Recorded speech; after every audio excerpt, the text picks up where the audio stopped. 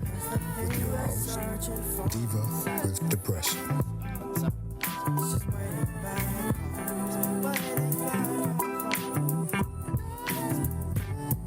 Hey guys, welcome to Breaking the Mask of Depression with me, your host, the Diva with Depression. I told you guys that I would be back. I'm still not 100%, still waiting for tests to come back, but I'm here and I have an amazing guest today. I am not going to waste your time dribbling on about her, but I'm going to tell you this. She is a professional, but she's not your professional. So if you need help, if you're not feeling well, please, please, please go get some help because we want to keep you here. So with that being said, please welcome my guest, Miss Shirria McCullough. Hi. Hi. Thank you very much. I appreciate the opportunity. I am doing well. Hope you are. I said it right? You did say it correctly. I always go back and I listen to some of my episodes. And I'm like, you butchered that person's name. You butcher my name. So I'm like, okay, So how are you today? I am doing well. Very, very good.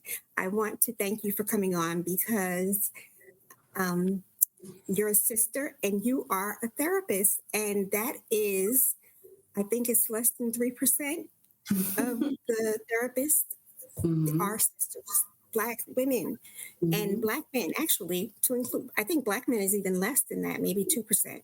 Yes. And so it's an honor actually to have you on.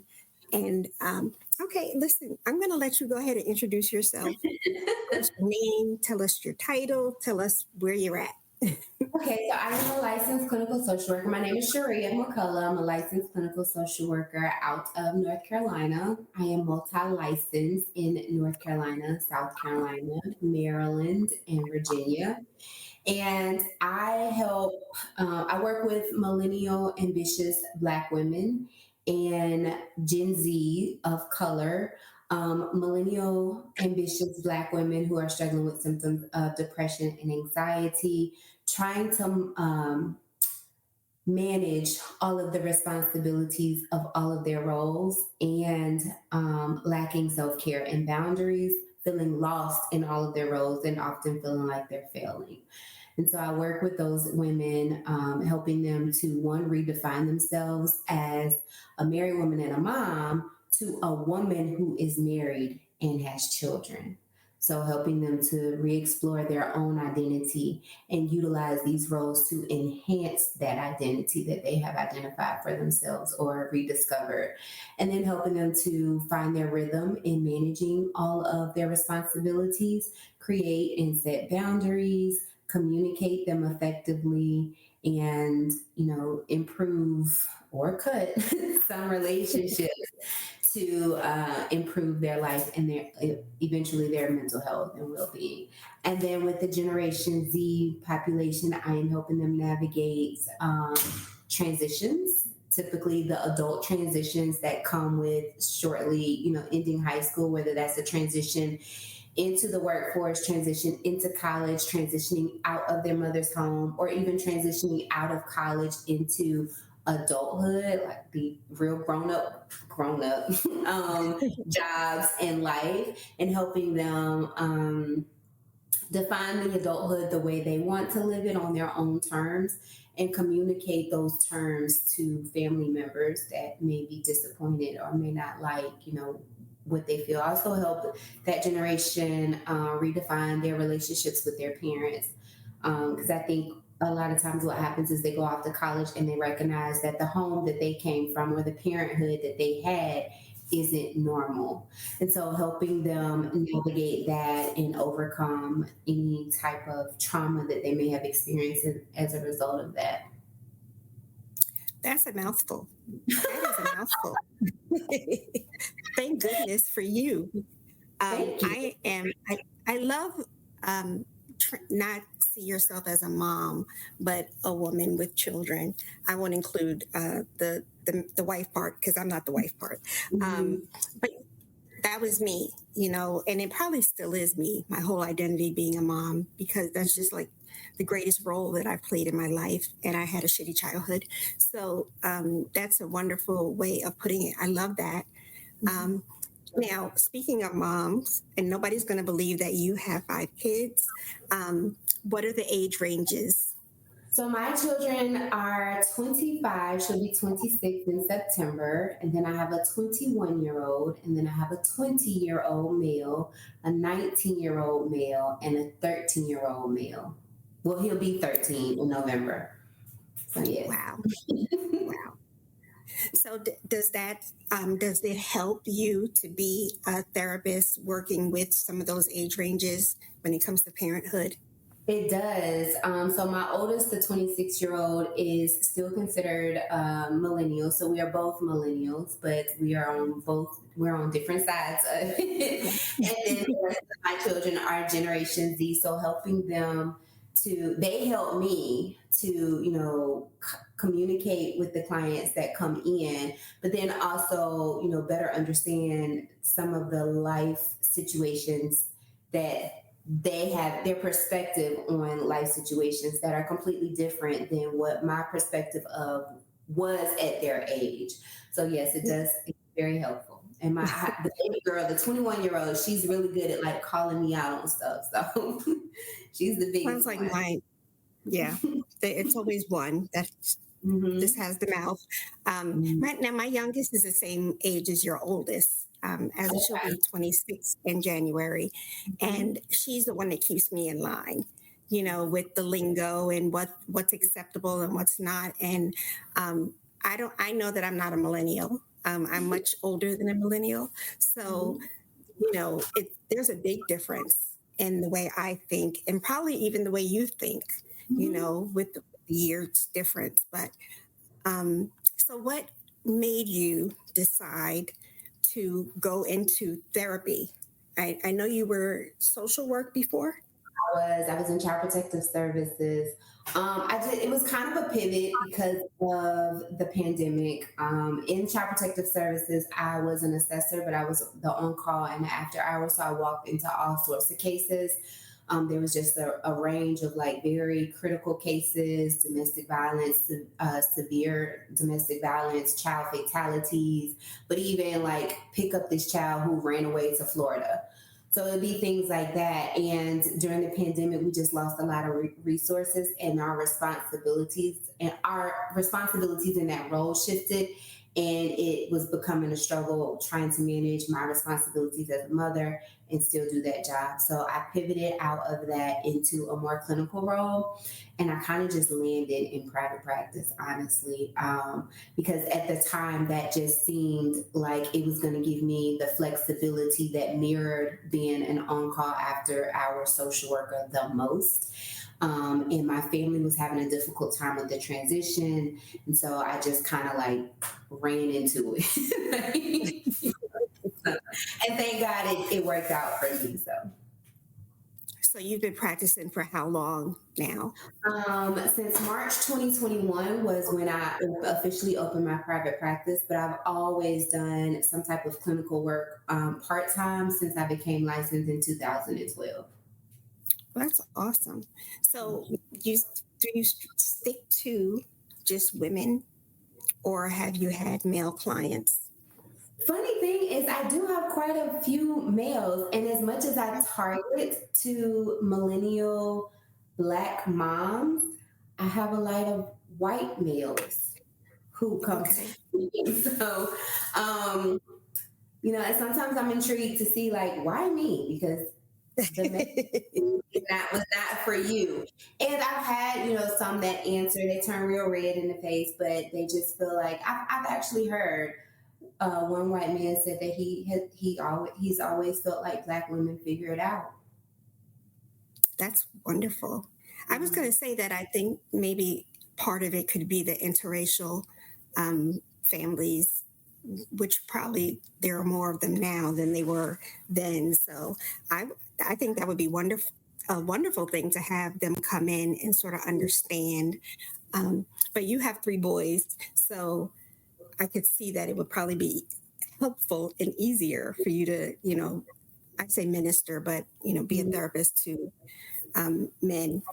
Right. But that's cool. I always say that I built my platform for Black women Mhm. because I'm a Black woman, but I am open to helping everyone and listening to everyone because we all have a story to tell, but we Mhm. have the culture and the background and the understanding. Mhm. And what made me start my platform is because I couldn't find you Mhm. when I had my first breakdown. And that bugged me because I went through so much racism and just disgusting um, behavior from Mhm. a Russian therapist, a Jewish therapist, an Indian therapist. They were just very, very nasty, and they had no desire to learn my Mhm. background and try to understand it. And a lot of Black people that we don't go to therapy as it is as much as we should, but they shy away because we're not there, and it is Absolutely. different. Mhm. How do you deal with that? How would So you talk to that? I, in very early on, I'm trying to assess like what type of cultural, what from your culture is important that needs to be incorporated into therapy. And I've always gone into things with an open mind. I wasn't, although I am a woman of color, I was teased for being more like the white kids. So that was diversity in itself. And then my mom, she's Right. from the north and she was raised in New Jersey. So there was a whole melting pot of a community. So we don't have traditional black people stereotypes, I guess. And so I Right. think that has helped me to be a very open-minded therapist. But again, from the very beginning, I'm asking in the assessment, like what from your culture and religion or spirituality is important to you that needs to be incorporated into therapy. And if I don't understand anything, I let the client, if it takes one or two or even more than those sessions for them to help me to understand, for them to tell me about it and help me understand, I'm always open to that. I don't believe everybody needs therapy, but I believe everybody can benefit from therapy. And I don't want Right. anybody to ever feel like I don't want to see her because she just does not get it. I'm open to trying to get it. So, And that's the difference with us and everybody else. We're always open to learning, we're always mhm, open to growing. And that's just not the feedback that we get, that we mhm, deserve, actually.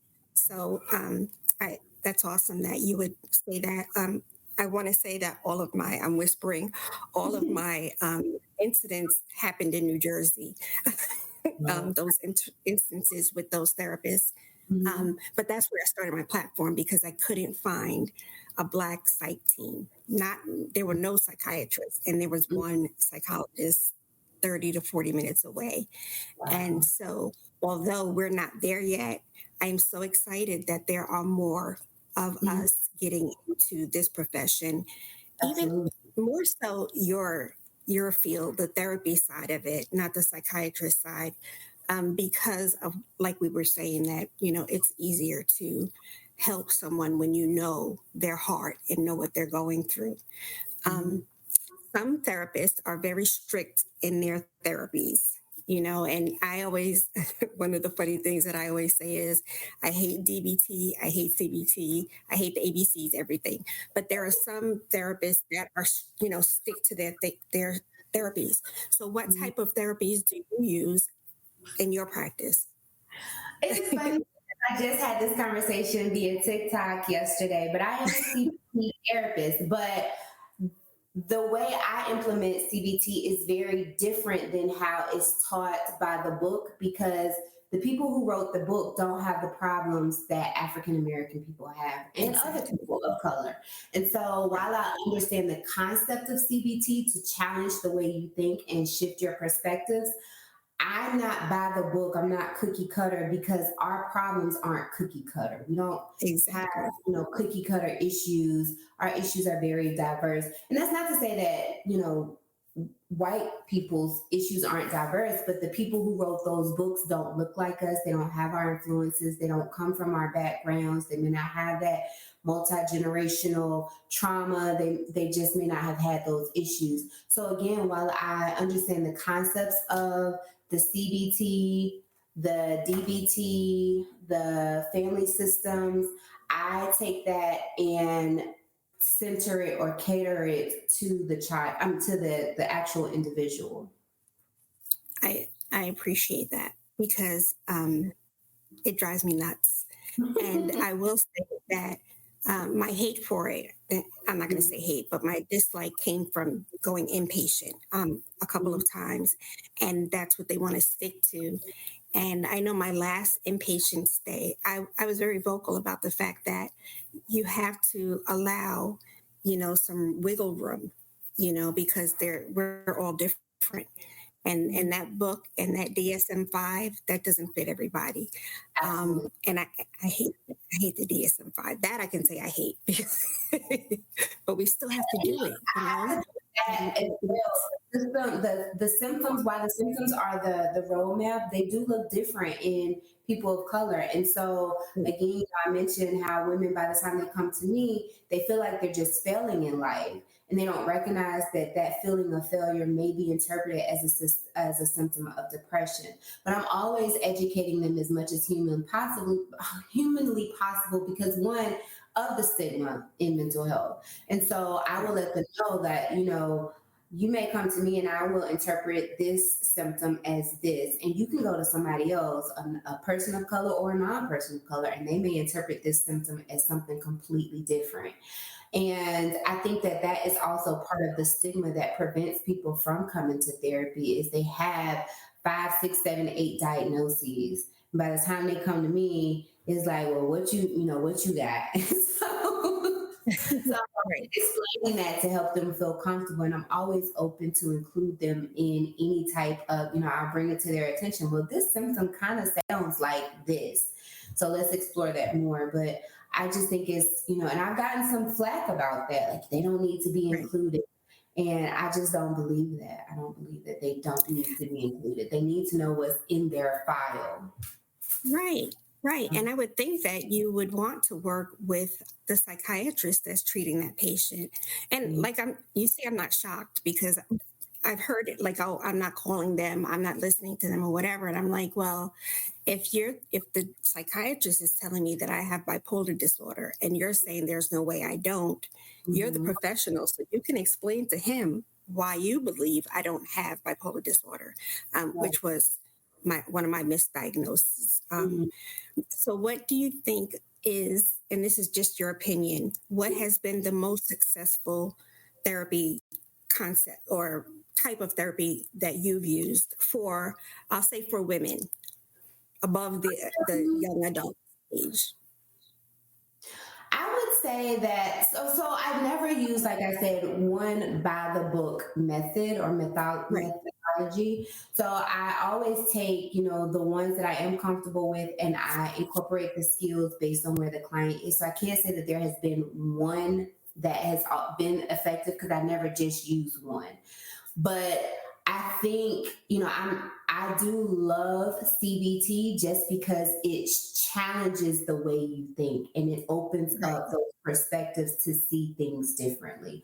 And so that has been very successful. I'm not going to say the most successful, because sometimes, clients just need a safe space, and they don't need any of the ABCs. They just need a safe space to talk, not feel judged. And then because they have that level of support, they have a lot more confidence. They feel seen. So their confidence is increasing. They feel understood and heard. So, they're much more confident to make different decisions. And sometimes that's all it is. So I'm not going to say that there's one modality that works the best.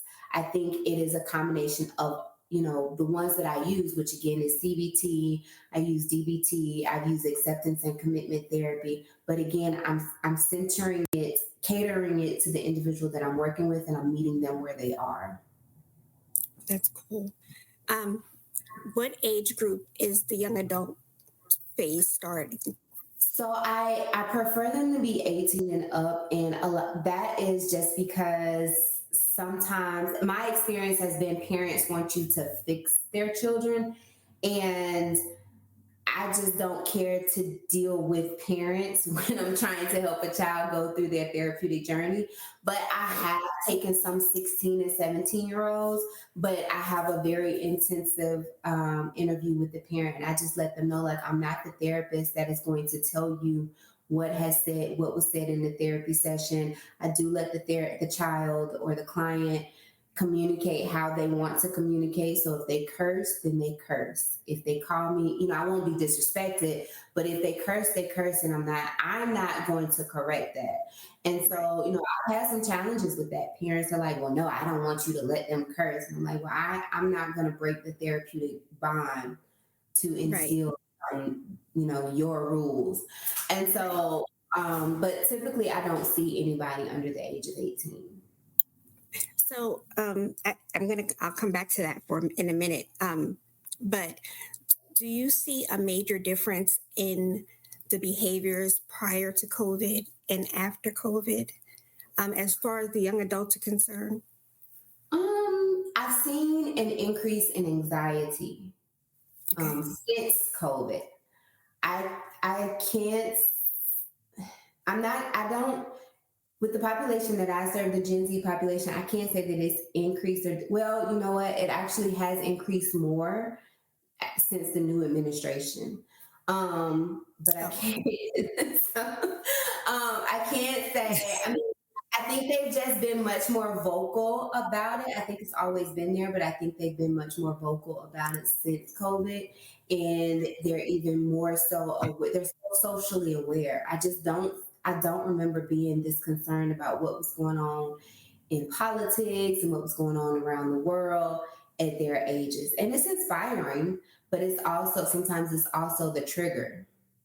Yeah. I see that there's a 7-year difference between my daughters. So, and so I even see the difference in just that small gap with the way they think. And my youngest, I always tell her that her classes are a little bit more rose colored than I was at that age, especially at my age, when I was that age, because I was living in a totally different time. And like you said, we didn't have time for that. We had to get shit done. We didn't have time to think about it. And actually, I think we were kind of, I hate to say spoiled, but now I hate for people that, especially for people that are living with these mental illnesses, to have everything thrown at them 24/7. The news, the social media, and I don't care what Neo does when he's off screen, like stuff like that. We never knew that stuff. Right. Because the anxiety is much, much higher. But we'll go back to women now. So I am horrible at everything that you listed. My identity was mom, the PTA mom, the Girl Scout mom, the soccer mom. I was all of those things. I suck at self-care. I was the single mom in a 2-parent household. I grew up, I've been cooking since I was 7, taking care of everything since I was about 8. So how do you speak to that? I don't know how to change that. That's what I'm saying. And I know that there's so many of us with the superwoman theory that, Black women can do it all. Black women can save everything and everyone. And I don't know how to change those behaviors. Well, at the point that the clients come to me, they know they want to change it. They just don't know how. And so we are starting with, what is the one thing? And sometimes it's that magic question. If you could change one thing, if I could grant you one wish, what would it be? And sometimes that is what identifies it. There are quite a few different techniques that I use to really identify, to help try to understand what the mother is really saying, what the woman is saying in my session or in her session. And from there, that's how I help them. So I've had mothers say, I've had some mothers say that, like, I think I was sold a dream and it's not a dream. And it's not, all that I thought it was going to be, being a wife and a mom. And I get that, because sometimes I feel like that is what we're sold. And so we're exploring like, well, who sold you that, and what were your expectations, and how are they different than what you're actually living? And then that gives us the path or the journey. For some, it's like I'm overwhelmed and I'm starting to resent my husband, and so that starts the journey. Maybe we need to identify some boundaries. We need to have some communication skills. Maybe you need to bring him into a session. It really just varies on what the client is saying at the point that they are on the other side of my screen. I guess, yeah. I, that's a good approach. That really is. How about when you get women like me who have had extensive trauma coupled with, not knowing how to be the woman or, to change? Is that, how do you approach that challenge also? So I think we have to deal with the trauma first and see how is the trauma impacting you today, because sometimes that is why you are reluctant to change. Sometimes people are so comfortable in their chaos that they don't want to step outside of it, even though they know that stepping outside of it would bring them more peace. But the chaos is predictable. I've navigated chaos all my life. I know how to do that. I don't know how to navigate peace. I don't even know how to be peace. I don't know how to cultivate peace. I don't know that. So that's a challenge. We have to explore, that mindset, that trauma. We have to work through that. And then I think one thing that keeps women stuck in this superhuman, superwoman mindset is feeling like the version of themselves that they want to be, whether it's soft or maybe it's just not so superhuman, is external, but it's internal. And the challenge is because they think it's external, they don't see anything that aligns externally with it. So they think it's impossible, but it's in here and then it's reflected outward. And so that is a lot of the work that we're doing too. Softness is an attitude, femininity is an attitude, bad bitch is an attitude. Strong Black woman, believe it or not, is an attitude. Mm-hmm. And we've done it because we've been told to do it, we've been conditioned to do it, and now our world aligns with that. And so again, it's multifaceted. You align with the strong Black woman, your world reflects that because that's what you think you are. And then we have all of the other stuff. And so it is difficult I can understand why women think that it's impossible to overcome. So. It feels to me every day, it feels like it's impossible. And I have grown children, mm-hmm. and I'm here by myself, and I still can't give myself permission to feel certain things or to, go get a touch up or, do those things because, my mindset is, and I'm not the person that thinks that I should just be, soft or hard. Mm-hmm. I am the survival mode. I'm the one that's always in survival mode because of how I grew up. And I just, it hurts me. It hurts me actually that I can't change that. And I've had the conversation with several women throughout the years that, like you said, we're so conditioned to be the superwoman. We're so conditioned to keep everything inside.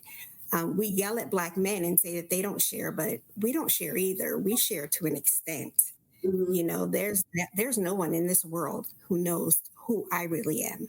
Mm-hmm. And so when I leave your office, what would my homework be, so to speak? I know some therapists do give homework. I never got homework, but what would you share that for them to look into? So if you're telling me that you don't want to be strong anymore, I would ask you to identify, well, what does that look like? Again, women feel like it's black or white. If I'm not strong, I'm weak. And there is a world where two things can coexist, and you get to create that world. So taking back your power, identifying what that looks like. Sometimes no longer being strong just means you don't work two jobs. So quit one. What do we need to do to get you to feel comfortable quitting that job? And I'm walking with you through the process. And for other people, it's aesthetic. Oh, for me to be soft, I gotta have the aesthetic. I have to have the nude walls and the nice wardrobe. And okay, so how do we get there? And so that, identifying what it is, but I think the biggest thing is deciding that that's what you want. Sometimes people feel like, oh, that's cute, that's it. Soft girl is in now, so I want to do that. I'm gonna jump on that trend. But if it's not what you really want, then why are we wasting each other's time? And I don't mean to, I'm not, I don't want to be insensitive, but I don't want to waste your time, and I don't want you wasting mine chasing a trend. Do you want to be soft or not? And what does that look like for you? Because it's going to look different for me, and it's going to look different for you. So to answer your question, it is really determining if that's what you really want. Because like I said, some people are so conditioned by their attitude of strong Black woman or Mrs. Survival or Mrs. Independent. And if that's who you want to be, fine. What do you really want to work on? If that's not who you want to be, who do you want to be? Define that person, identify that person. And the other thing is there will always be parts of you from every version that will still be beneficial to the new person you're trying to become. And I think society, social media therapists have convinced us, again with that very Black and white thinking, that if you no longer want to be soft, you have to abandon everything you are now. And it's like, but I kind of like speaking up for myself, or I kind of like spending money on myself, or I kind of like whatever this masculine trait is, and I don't know if I want to leave that version of me, that characteristic of that version of me there. And so just sometimes hearing a therapist say, well, bring that part of you along, that's okay, because this is your definition. So that's just I identify what that looks like. Yeah, because we're so bullied. Women are bullies. I know that nobody wants to believe that, but we are bullies, especially late, with the 92% thing, which has been the loudest era of bullying that I've seen so far. It's supposed to be, we're supposed to be nice to each other and love on each other. But like you said, oh, you're not soft enough. Oh, you're not ignoring enough. We said that it was going to be 92%. We're going to sit back and relax, but we weren't going to forget what was going on in the world. Like, all of life is going on around us. There's no way in hell we can sit here and drink coffee all day and sort of shut down, what's going on. Mm-hmm. So I like that part also. And I love that you're saying that you give the client, the patient, the choice to come in and share. I never heard anyone in a professional setting say that it's okay to bring along all of those different, you can bring the hard to the soft to the hard. My last therapist was a Latina, and one of the best therapists that I've ever had. And one day she finally said to me, that you can be angry, right? And I'm like, what are you talking about? And she's like, it's okay to be angry. Because just because everybody calls you an angry Black woman doesn't mean that it's a bad thing. Right. Like, anger is an emotion. You need to have anger. Sometimes anger pushes you to get it together, or pushes you to change, pushes you to action. So stop letting people convince you that the way you are is wrong. And that stuck with me for years. That's why it's important that, for me, to tell the individual, to give them the power to define it themselves, because they typically end up in therapy because they like who they are and their surrounding doesn't, or their surrounding doesn't like who they are. Or I think I'm saying the same thing, but basically they like who they are and their environment doesn't, or they don't like their environment and their environment likes. They're struggling internally. They're negatively internalizing what everybody is telling them for whatever reason, because I'm comfortable with who I am and they're telling me I shouldn't, or I'm not comfortable with myself and they're saying that I should be. And so I give them the power. You tell me what this looks like. You tell me what soft girl looks like. Because it might not look the same for me. Soft girl for me might be taking a hot bath, and that's Right. it. And for some other women, soft girl and femininity means they have a providing husband. Well, if that's not your reality, do you want to make it your reality? Or do you actually love your husband and want to be with him? So how else can you be? But I don't think people understand that they have a choice and they have the power. So I like to empower them as much as possible. And I'm always telling them, like, I am the clinical expert, but you're the you expert. And together, working together is how we get you healthy. So, no, I'm not sitting here telling you what you need to do or should do. I'm really not even giving my opinion. I'm helping you feel confident in your decision. I'm not telling you what to do, and they'll be like, well, can you just tell me this one time? No, but I can walk you through the decision and I can let you know if I support. Most of the times I am going to support it if you're comfortable with it. Now, if you're not comfortable, then I'm not supporting it because you're compromising yourself. Right. I love that. I'm the clinical expert. You're the. You need T-shirts, girl, with that one on. So how much of, and I know we talked about this in the pre-meeting, how much of you and your personal life influences what you do as far as your platform is concerned? So I am my clients and my kids are the other. I am my population and my kids are the other population that I work with. So at the point, and that's typically true for most therapists. They are their own client in most cases, or research says. So at the point that I did, like I kind of shared briefly, or maybe not enough in detail, but at the point that I pivoted, I made the decision to pivot into private practice. I was an on-call after-hours social worker. I was also working another job. I'm a wife, I'm a mom, and I was drowning in all of the responsibilities. I also had been diagnosed with an autoimmune disease, and I was trying to prioritize my health. And I always felt like I was in positions because of my roles where I had to choose one over the other. Like I could not have both. I couldn't enjoy going to the gym because I'm worried about, well, my kid, I feel like I'm taken away from my kids or I'm taken away from my husband. And so I ended up going to therapy and working through that. And then I felt like, well, I can't be the only person experiencing this. And so that's why that's the population I want to help. And with the Gen Z, both of my daughters actually had a hard time leaving for college. They enjoyed college. They went to HBCUs, and I think they've had great experiences.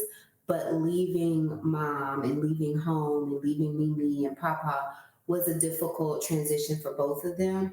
And so I again realized that they can't be the only one having, such a hard time. They thrive, thank God, because of our village, but they did have that difficult time. And so they both, my baby girl more than my oldest one, went through really severe depression her freshman year, and we ended up making her come back home. And so that's why I kind of adapted that population as well. And thank God, she knew she didn't want to stay that way. And we got on a really good routine, and she went into religion and she explored her own religion. She actually became Buddhist. So that was exciting. And she's creative, and she was very intentional with her creativity. So helping other people, I think part of her difficulty was she felt like she wasn't prepared. And part of that was our fault. We sheltered all of our kids. And I was sheltered too. So I was just repeating what I saw. But as sheltered as I was, I think just being the oldest daughter, I became very independent, and because I became a mom at 17. But she had a hard time with that transition, and so that's why that is my other population. My daughter, my youngest one, I won't say that her first sign of mental illness showed up when the first year in college, the first semester in college, but it took a dark turn her first semester in college. And I don't think that we talk about that enough. I think I've done one or two episodes on it, on that gap, because like you said, you sheltered your kids because that was how you were. I sheltered my kids because I wanted to be the opposite of what I was. I was very, like I said, cooking at 7, paying bills at 10, all of that stuff. So I didn't want that for my kids. So I overdid it. And, overdoing it sometimes is detrimental to their growth also. And but I'm proud of me and I'm proud of you because we see it, and we're, I don't want to say woman enough, but we're grown enough to admit that those are the steps that we took that could have, that hurt our children. It's hard for me to say that because they're my babies, and I would never do anything. But recognizing that, and that was the same with my oldest daughter, because I was a mom at 17. The most pivotal parts of her life, we were in, my childhood home. And so when I left that home and, went into my own adulthood, I allowed her to stay. And I thought I was making the right decision. But as an adult, when she got into adulthood, she felt like I left her. And it hurt to hear that, because I thought I was doing the right thing.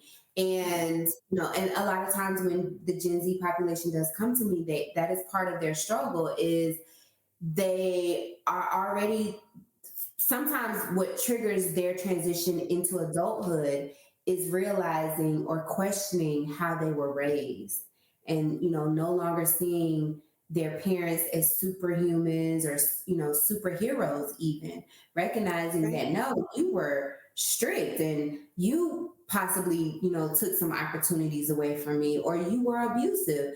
My best friend's mom doesn't talk to her that way, that type of thing. And yes, I thought we had a good relationship, but my best friend's mom doesn't call her a bitch, things like that. And so, and now they're questioning everything from their childhood. So helping them work through that trauma. So. Yeah. And it's hard to hear, that you contributed to their pain in some way, even if it's not a horrible thing. Right. It's still hard as a parent to hear that. Okay, two things that I want to touch on really quickly is you practice in, I think you said North Carolina, Virginia, DC, and Maryland.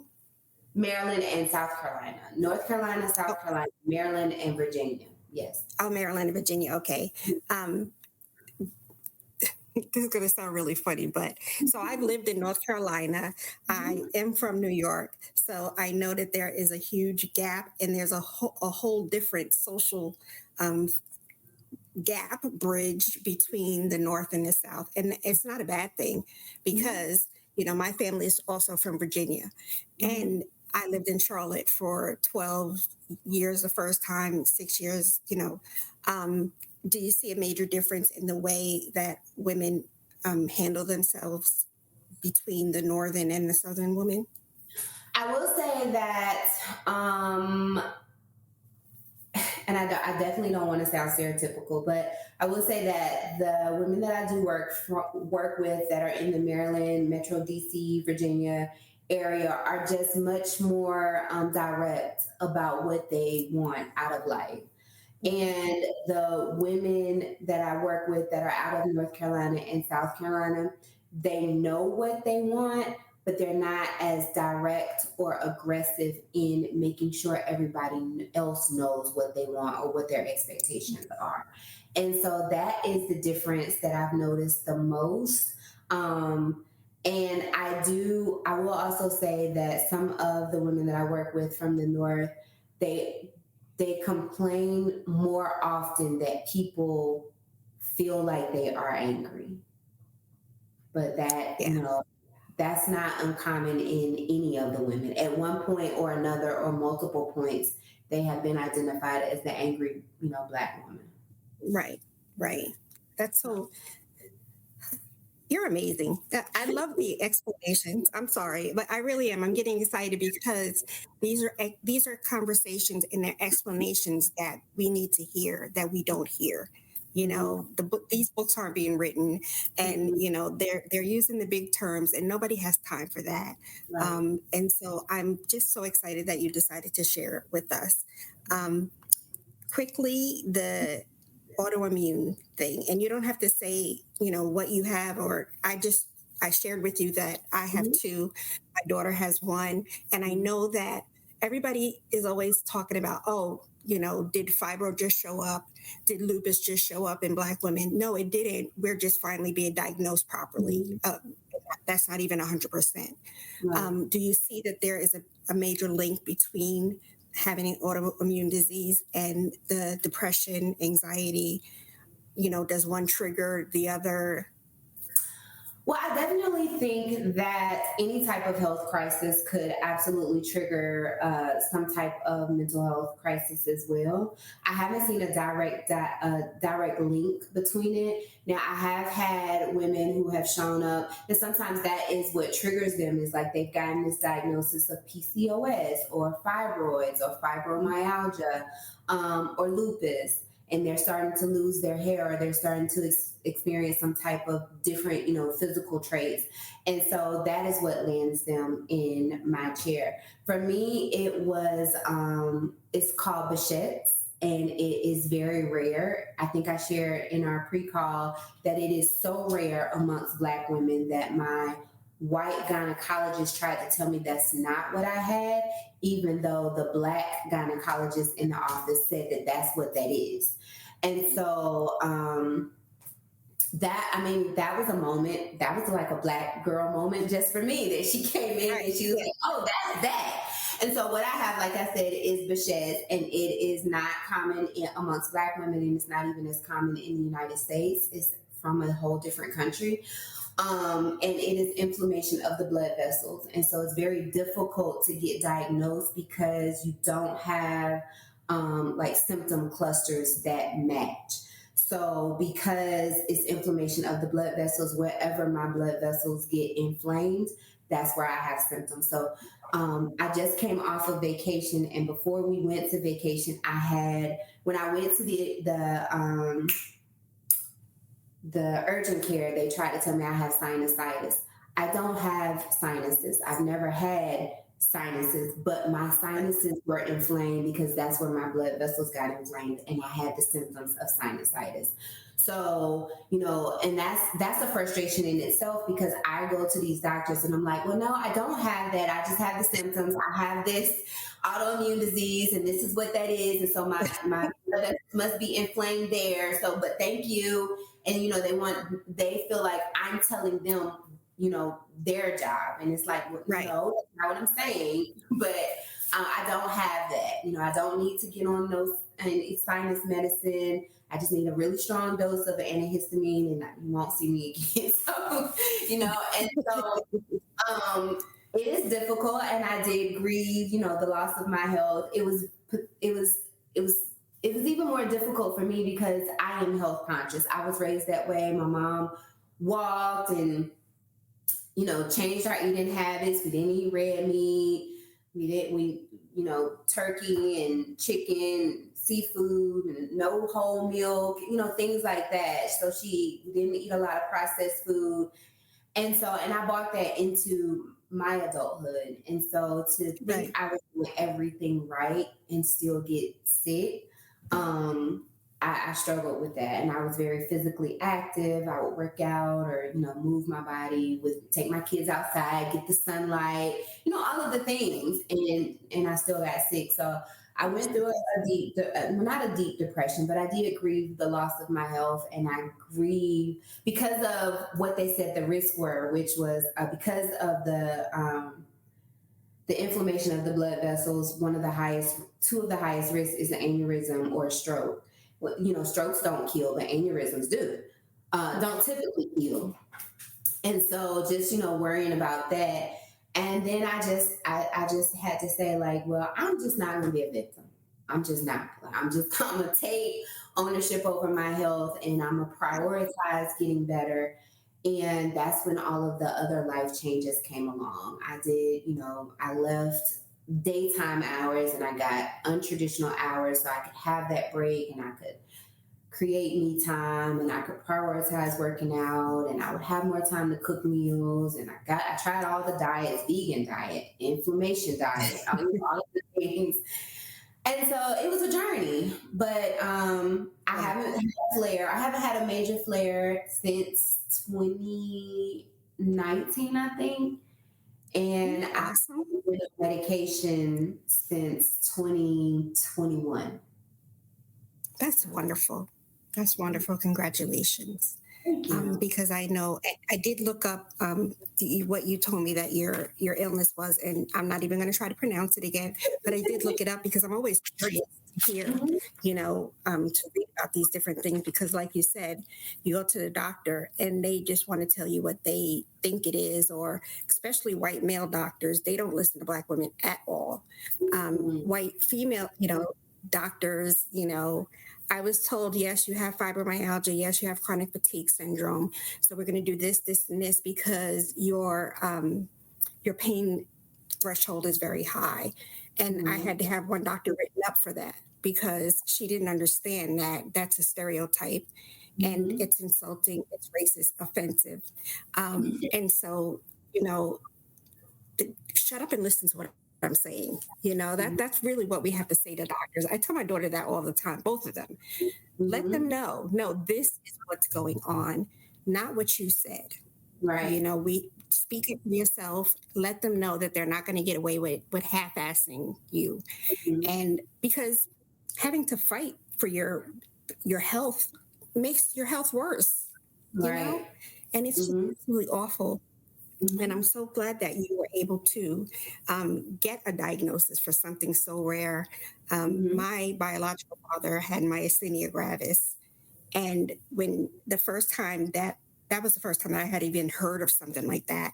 And then they had to send me for testing because I had some of the symptoms. And, as soon as I said, well, my biological father has myasthenia gravis, then they want to send you for these battery of tests. But it nobody has heard of that until now, and that's what I'm saying. We're not just being diagnosed, or it's not the catch of the day. We're learning what these illnesses are, and we're getting help for it. Yes. So that's an amazing thing. When you sign up on your website, you give away a freebie. Let us know what that is.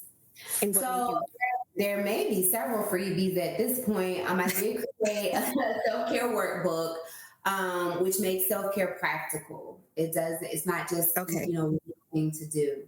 And so that is, I think that is the freebie. And then there is an even more extended version if you really are ready to invest in yourself. And I think it's $19.99. But again, it's just more expensive. But still practical, because the thing is, if I'm telling you I'm depressed and I'm anxious because I don't take care of myself, I don't need you telling me I need to take care of myself. No, what I need you to do is help me to understand why I need to prioritize myself. I need you to help me figure out a rhythm that incorporates that. But just to tell me, I feel like it's kind of well, take this pill and call me in the morning type of mentality from the doctor. And it doesn't really get to the root of the problem.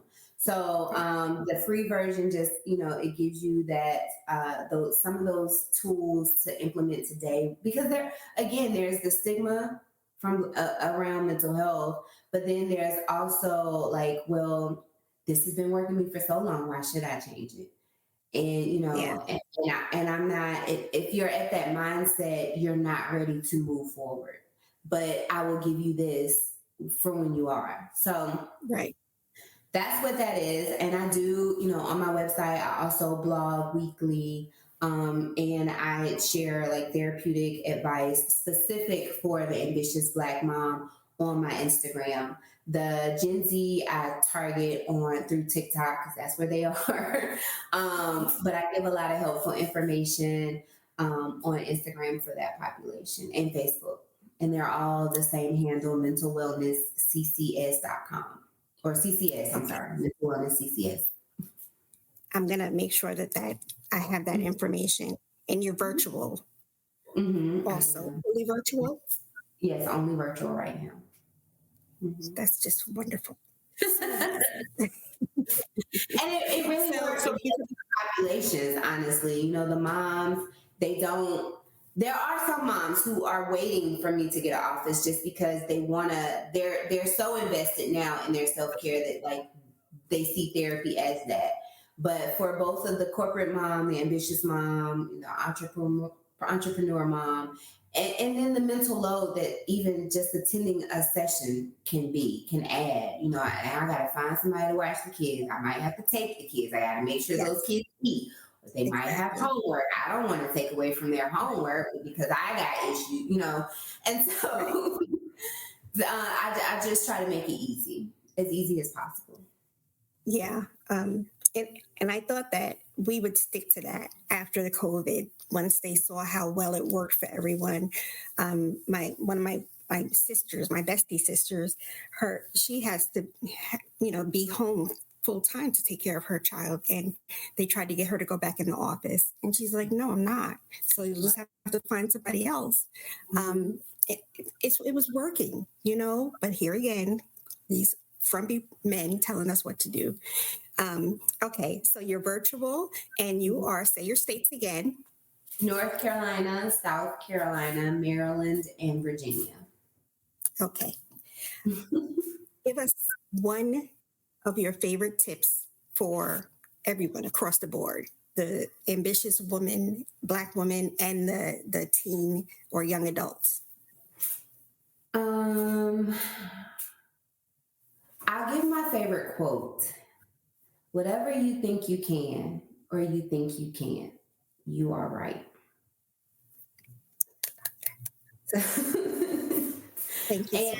I think that is my favorite because a lot of times the things that we are struggling with outside of trauma is very real, but a lot of the times the things that we are struggling with, we are keeping ourselves stuck there. We are putting the limitations, we are putting the restrictions, we are owning the judgments, we're owning the opinions. And if you keep doing that, if you're not open, even if you just open up your thinking, I tell clients, if you don't want to be happy, fine. Can we just explore being less upset?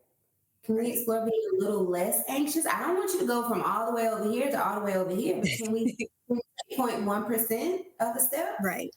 That's fine. Eventually you'll get here. And then the other thing is we think ourselves into a lot of these situations, a lot of these symptoms, which is why, in my opinion, which is why I feel like CBT is effective. So if you can think yourself into it, you can think yourself out of it. If you struggle with anxiety and you overthink everything negative, you can overthink everything positive. Right. We don't go in that direction. And so whatever it is you think whoever it is, whatever it is you think you want to be, you can be. We just have to figure out what that looks like and how to make it happen. So, thank you. And is there a specific book, a favorite book that you recommend to patients? I know that's a loaded question. So many books.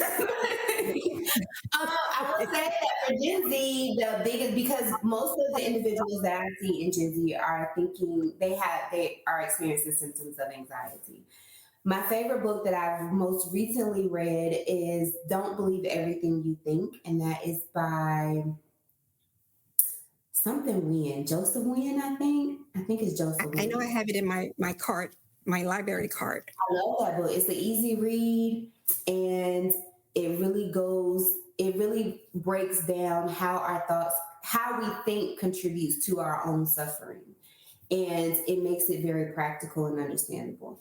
And then I would say for the ambitious mom, I would say set boundaries, find peace. And I push that one even more because it's written by a Black woman. So she knows, I feel like she's very aware, even if that was never her experience. I think, it's just some things you cannot escape from our culture. And so, I think it's different when you hear a Black woman say set boundaries than when you hear Meg say set boundaries. Yeah. So, yes. I recommend that book. Well, I am thrilled that you're here. I would love to have you on again. No lie, there are so many things that we talked about before that we didn't even get in this time. So you're coming back. Okay. I'm going to have you back. I I want to applaud you for the work that you do, Yeah. because, and not just because you're a mom and a wife and the different things, but just because you took the time out of your life to bring light to us. And I get teary eyed when I say stuff like that because it's just so rare, now. And I'm just grateful that you came on to share with our audience. I will put in your information, guys, everywhere. It'll be on my Instagram and everywhere. And you have to when you send me the email, send me the names of those two books so I Okay. can list them. But thank you so much for reaching out and for coming back on. I appreciate it so much.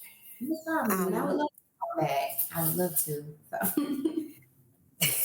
So my last question that I give everybody, I am a baker. And Mhm. I always ask, what is your favorite dessert? As the last question. Red velvet cake. How did I know you were going to say that? Well, you know what? I would say it's red velvet cake or banana nut bread. Those are my two favorite. Whenever I'm having a day and I need a treat, it's always one of those two. I either go get a red velvet cupcake or I go get some banana bread with walnuts. Wow. And I got Mhm. some banana bread in the freezer to mail to someone right now. So I'll have to mail you some. Yes. But thank you again. Don't go away. And we're going to have you back on. Maybe during a round table, I do that sometimes, have a couple of people on at the one time. But thank you again. No Thank you. problem. No problem. I really allowing me to be here. I appreciate it. Thank you.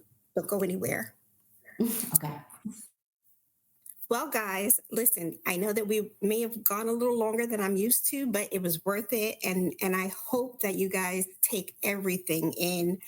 Listen to the broadcast 2-3 times. I know that at least one Black woman in your life that can resonate with what we were discussing today. And please stay peaceful. Please take care of yourselves. I'm always giving a lecture about the COVID coming on and whatever bug is going around. So please, guys, stay safe. And I will talk to you later. Bye. Somebody